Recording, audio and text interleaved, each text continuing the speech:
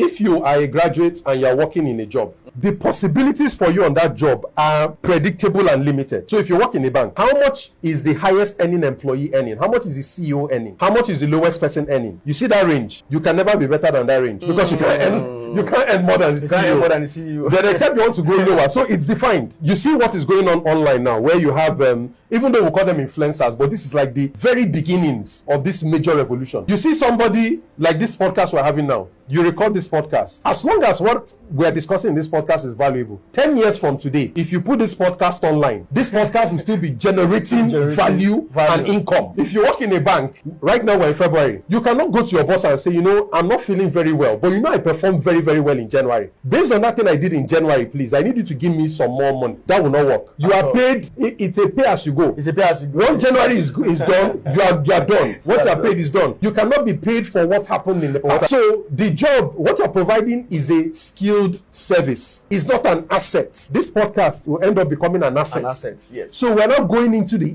age of intellectual property and media, where people who own those things can, with very little effort, overshadow somebody who went to school, did an MSc, Masters, did a PhD. Another way to explain this is somebody is on a motorcycle and the other person is on a bicycle. A bicycle requires manual labor, right? So if we say go up a hill and we both start at the same level, the person on the motorcycle is just sitting, not moving. Just the best he's doing is squeezing on and he's moving, moving much faster, no effort. The person on the bicycle is struggling. So you may come out and say, but this is not fair. This is not fair. This guy is working so hard to pedal and this other guy is just on a motorcycle moving very fast. That's exactly what's going on now, where people who are very skilled, have advanced degrees, are complaining that their wages are not enough. But somebody is sitting in front of a camera, creating intellectual property, putting it on a platform, and that intellectual property, 7-10 years from today, will still keep paying that person.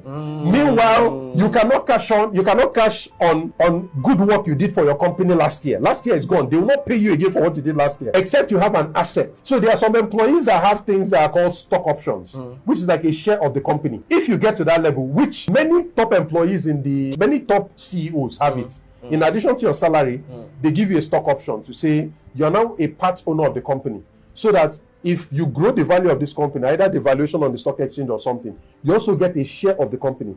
So if you are a skilled worker and you don't have a share of the company you're working for, you are just on that treadmill where you're working so hard. But you're seeing somebody who is putting 1/10 of your energy, getting so much more. What has happened is that the game has changed. The game has moved from skilled labor into IP and media. The people who own assets that can keep earning an income and keep providing value even when they sleep are now the people who are going to take over this